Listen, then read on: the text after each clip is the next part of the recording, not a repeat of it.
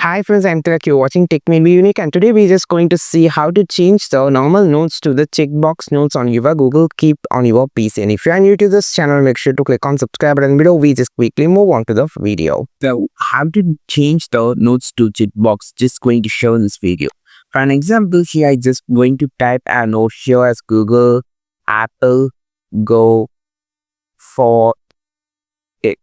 So we have a total of 5 different words here.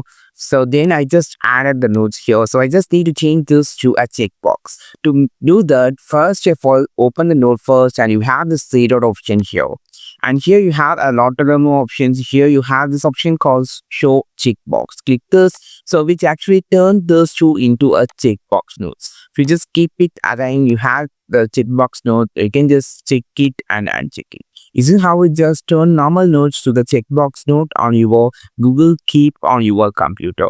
I think this video helped you a lot. Like this video, share this video, subscribe this channel. We will meet on next video with super valuable content. This is Tilak signing off from Tech Made Be Unique. Have a wonderful day.